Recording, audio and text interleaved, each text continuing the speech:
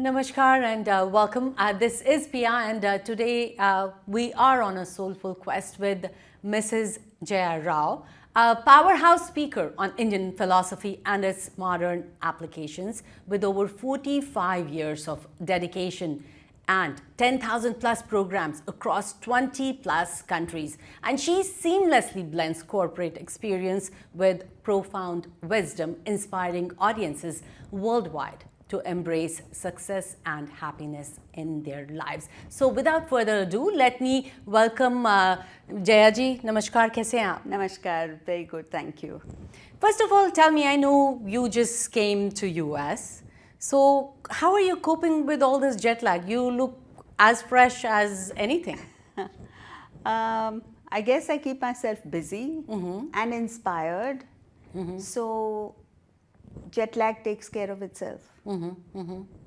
So I think I can see that, you know, you keep yourself inspired. And that's a great thing. And now, my first question, you know, I was going through your things, and by the way, I have to say that I love seeing your videos, your talks. They're so motivating. Thank you. So my first question to you is, you know, with the blend of corporate and philosophy, how relevant are the teachings of Bhagavad Gita in the corporate world? The teachings are very, very relevant because it deals with the human mind. And for us to be successful, for us to be perfect in our actions at our work, the primary prerequisite is that our mind must be calm. Right. When the mind is calm, the thinking is sharp, clear, and action brilliant. But when the mind is agitated, then the thinking gets deflected. You're not able to think clearly, and action becomes flawed. You meet with failure. So today in the modern world, people are only focusing on better skills, more knowledge that you get from the outside. Very few people are looking at, are you capable of translating these skills and knowledge that you acquire into work, action? That can take place only when your mind is calm. And now today, you tell me, whose mind is calm in the world? I think nobody. So I just want to ask you, I mean, I see you are very calm. So how do you keep yourself calm? So you have to look at what disturbs the mind. What disturbs the mind? Unfulfilled desire, rampant ambition, competitiveness, negative feelings. All of this agitates the mind. And we are full of these. So if you change personal ambition and selfishness to dedication to a larger cause, then your agitation goes down. For instance, a tennis player who wants to win the Wimbledon, Right. if he wants to win the Wimbledon for personal glory, his mind will be agitated. Right. But if he says, I want to win it for my country, or let's say, I want to be the first Indian to have won the Wimbledon title, then the mind will be calm, his thinking will be clear, his actions will be brilliant, and most importantly, he will be happy right through that experience. You know, you are talking about this, but I want to ask you, like, especially the work-life balance these days, it's like crazy for everybody. Everybody is running in different directions, and the work-life balance doesn't meet anywhere in the middle. So tell me, how can people have a good work-life balance and be productive at work and be, you know, happy also? It comes back to, number one, dedication to a higher cause, a calm mind. Now, when you have these two, the same 8 hours that you spend at work become more productive, you achieve more, and you have more time to spend at home. Now, when you come home, you don't carry the worries and anxieties of your work life home. Today, what's happening is, even if you're physically home, your mind is still at work. Right. So that doesn't help. One of the things that Vedanta, the Bhagavad Gita, teaches is that your mind must be where your body is. The mind and body should not be disconnected. And I think these times, today's times, it's disconnected. Yes. Yes. So how can one change that? Number one, we as human beings are gifted with the intellect, the head, buddhi as we call it. This intellect is the key to success, the key to happiness, the key to achievement. Now, what is happening is that we are born with the intellect, but it needs to be developed, it needs to be strengthened, and nobody knows this. It needs to be nurtured. Yes. So it's not taught anywhere, not in schools, not in universities, not by the governments, not at home. So this is the primary focus that we need to give importance to. Use the existing intellect, develop the intellect, gain the right values in life, and then your life will, which now is stressful, is difficult, you're finding it, you're overwhelmed by challenges, all of this will go. Life will become a smooth ride, and you'll achieve effortless excellence, you'll be an extremely happy person, and you'll grow to your potential. So, since we are talking about like emotions, tell me, like, should we consider like emotions in our decisions? Sometimes what happens is, I don't want to do something, but I am like emotionally like so much into it that I will end up making, others happy and do stuff. So is it okay to be emotional and make decisions, or no, you should not make decisions emotionally? See, we are humans because of our emotions. A human being minus emotions is robotic. But to get overwhelmed by emotions and to be controlled by emotions is animalistic. Right. So what is the difference between the animal and the human being? The animal has emotions, but it acts on emotion and is affected by the emotion. A human being has much deeper, purer emotions, but has the capacity to act on the sane counsel of the intellect, not on the emotion, and not be affected by the emotion. Right. So if you use this gift that we have to have very deep emotion, very intense emotion, but have these emotions under the control of the intellect and not get affected by the emotions, then you're on top of the world. Absolutely. And I feel sometimes these emotions make a person depressed also, because you're like, oh, so much emotionally attached to emotions. So tell me, how can a person not get depressed? To reach that level, it should not be there. How can we do that? See, every one of us has the capacity of waking up every morning inspired, excited, enthusiastic about life. Or we can wake up saying, oh God, I have to go through one more day. Exactly. So that is the difference. If we are enthused by a higher ideal, if we have the attitude of giving in life rather than taking, then life becomes exciting, enthusiastic, and you don't get depressed. But So Jaya the ji, I road- feel these days people are like, what is in there for me? I mean, I will only give if there is something in there for me. People don't want to give. Exactly. Yes. That is the root of the problem. Selfishness is the root cause of depression. It is a law that all selfish people will be agitated and unhappy. No unselfish person is unhappy. Take children. You go to a kindergarten school and watch. A little girl will come and say, oh, my father got this chocolate from London. Taste it, have it. Watch the expression on the face of the child. She's beaming, she's happy. Yes. Another child says, no, it's mine. He's got a frown on the face. But that comes from, I would say, what they see at home. No, it's inherent. Is See, it? why I said children is because children don't fake it. We Okay. as adults fake. Inherently, selfishness yields unhappiness. And if you want to be if you want to be happy, you must be unselfish, giving. All givers are happy. Right. All takers are unhappy. Now, why must we give? Because we have received so much in life. You know, if you take an audit of all that you've received in life, it is humongous.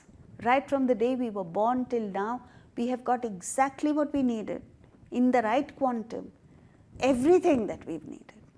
So when you're aware of all that you have received, you develop this irresistible urge to share, to give, to add value to others.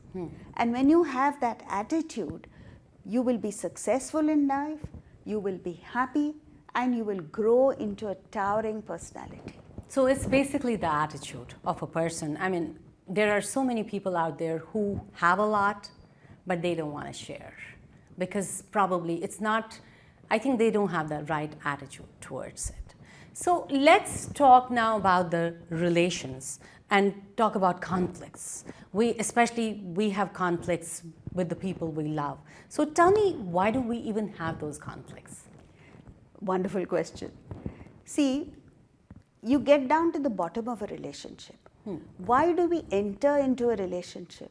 Because we feel we are unable to live by ourselves. So you need to establish a relationship and lean on the other person. Right. It's like a creeper that is unable to live by itself, stand on its own. It has to wind itself around a tree. But now what happens is, when you're leaning on the other person, suppose someone were to lean on your shoulder all the time, what would you say? Get off my back. Exactly. That's what happens emotionally. So when you realize that someone is emotionally dependent on you, you feel like saying, get off my back, leave me alone. And that leads to conflict. So when you're leaning on someone, when you're dependent on someone, you expect things from the person. You're dependent on the person. You make demands on the person. And when these expectations and demands are not met with, you get frustrated, you get bitter, there's conflict.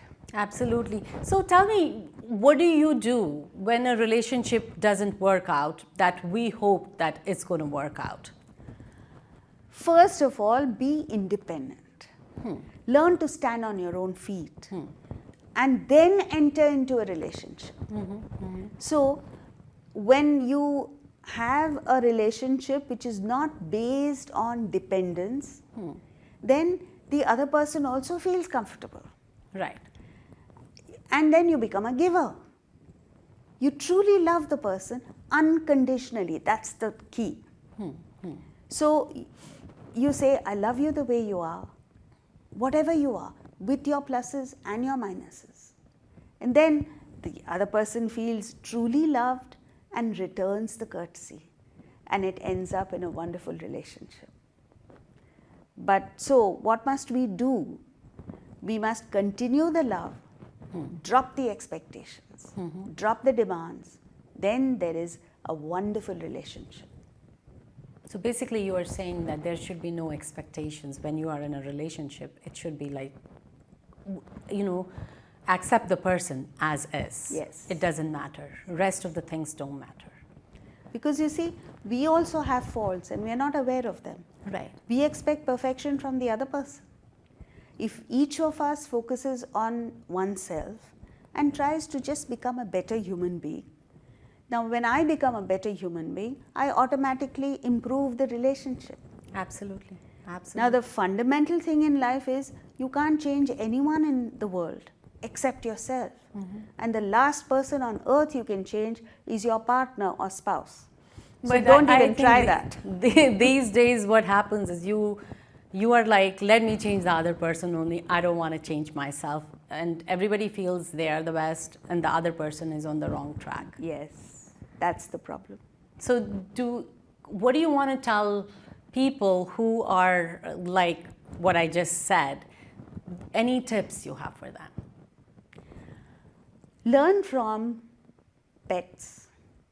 If anyone has a pet dog, look at the love that the dog has for you. Does the dog care whether you're wearing Nike shoes or ordinary shoes? Does the dog bother about whether you have a 5-bedroom house or an ordinary apartment. No, the dog loves you for what you are. Learn to love people for what they are. I think, very rightly said.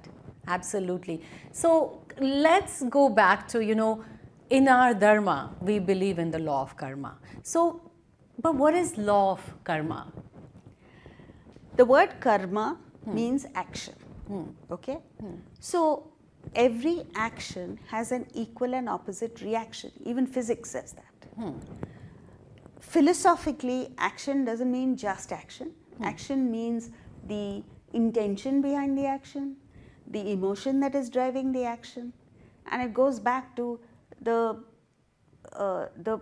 propellant that is driving you to action. So, what is the quality of action that you perform?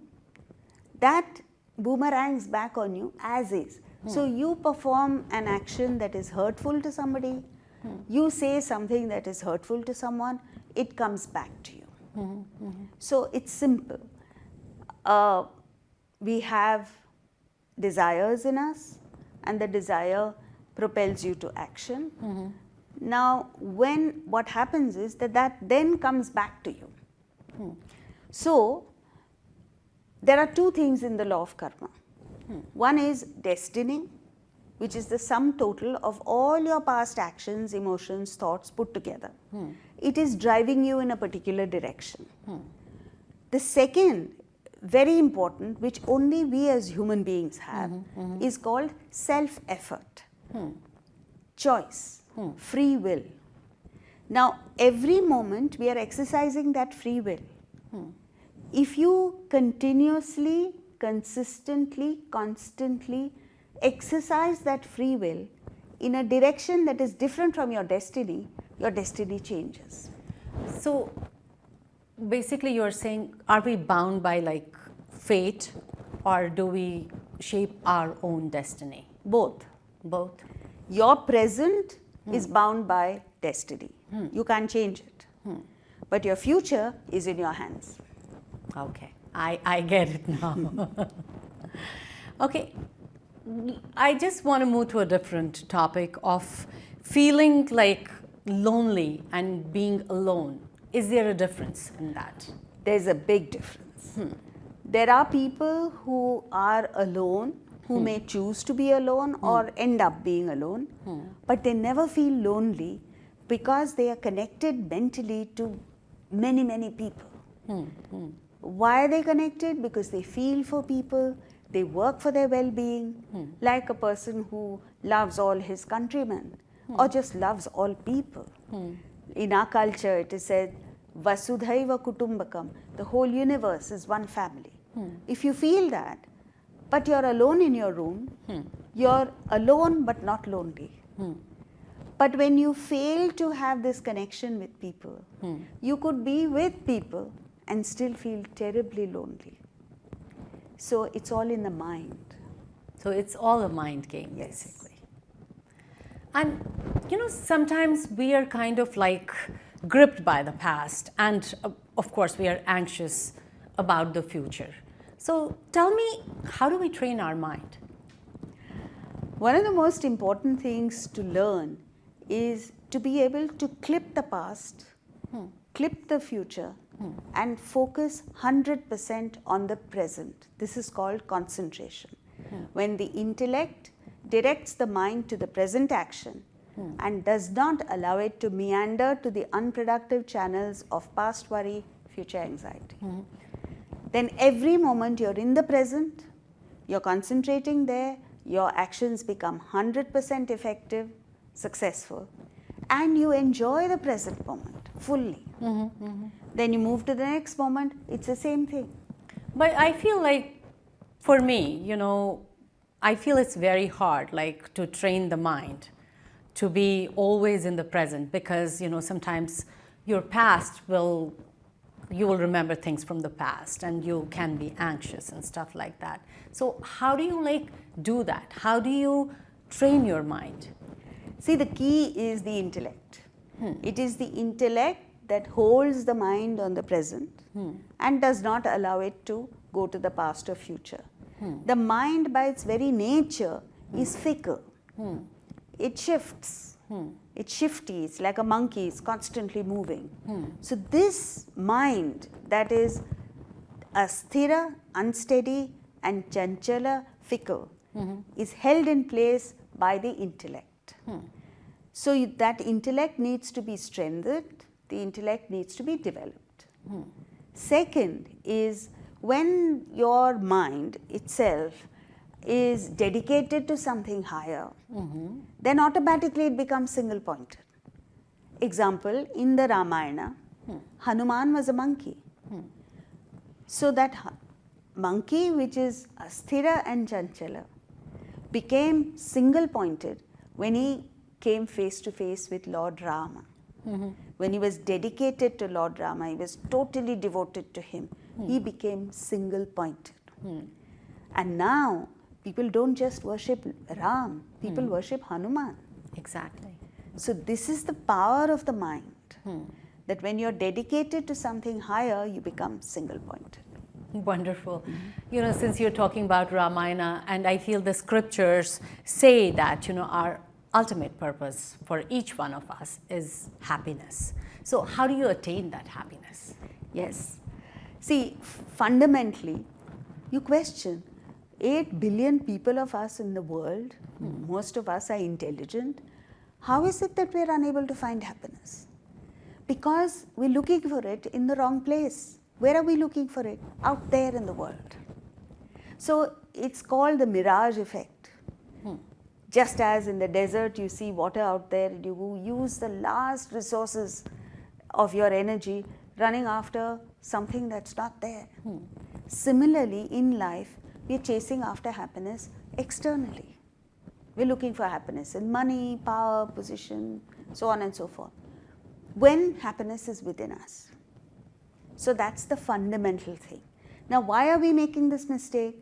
Because when you have a desire and it is fulfilled, you're happy. So you believe happiness is in the object. You don't understand that what is causing you unhappiness is the unfulfilled desire. And when the desire is fulfilled, the mind is calm, you're happy. So happiness is in the mind, not the object. If it were in the object, the same object should give the same quantum of happiness to everyone. This does not happen. Right. So that's the first mistake we make. Then comes desire. We entertain desire, we encourage desire, we fan desire because we believe that when we get objects of desire, we'll be happy. So Vedanta gives a simple formula for happiness, which we should never forget in our life. And that formula is happiness equals number of desires fulfilled divided by number of desires harbored. Wow. So, if you want to increase your happiness, what must you do? Either increase the numerator, increase the number of desires fulfilled, or decrease the denominator. What are we all doing? We are running after the numerator. And we are fulfilling many, many desires. But has our happiness increased? Not necessarily. Why? We don't even question. Because without our realizing it, the denominator also increases. You go to a mall to buy a pair of shoes. On the way to the shoe store, you see the latest cell phone. Someone introduces you to the limited edition perfume. Then you see a lovely dress that you like. Then you buy the shoes and come back. What have you done? You fulfilled one desire. Numerator has gone up by 1. But what's happened to the denominator? Gone up by 3. Exactly. Happiness shrunk. So what we need to do is understand that the numerator is irrelevant. Stop chasing after the numerator. Focus on the denominator. And as the denominator reduces, your happiness increases. When the denominator comes down to 0, you gain infinite happiness. Wow, I think really it was very useful to me, and I'm sure it is definitely useful to our ITV Gold viewers too. So my last question to you is, since you are in US and you have traveled the world, So, what is that one thing you see here missing in us in the Indian diaspora, and you want to talk to them about that? It's nothing about something missing in the Indian diaspora. We are human beings everywhere in the world. So whether you are Indian in India or Indian in the US, there's not much difference. Minor differences are there. The fundamental thing is that we must understand that there is a wealth of knowledge and wisdom in our own culture. And that we need to go back to our roots to discover this secret of success, the formula for happiness, and the technique of living that will enable us to become outstanding leaders in the world. Wow. I think that's a wonderful message you gave, and I would like to thank you for coming. And I know you are going to be here in US for a while, and you going to be having, doing your own talks with people. So what's your next place where you're going to go? Oh, I'm going to be in DC for a few days, and then Houston, Dallas, San Francisco, Atlanta, Nashville, back to New Jersey, New York. So all this is on our website, vedantavision.org. I would appeal to all your viewers to take the time out and come and attend these lectures in their various cities so that they can learn this technique, learn to be successful and happy, and spread it. Absolutely. I feel, especially these times when we are constantly running, when I don't know where we are running, but we are running, I think we definitely do need, things like that. Thank you so much. It was a pleasure talking to you. Pleasure speaking to you. Thank you.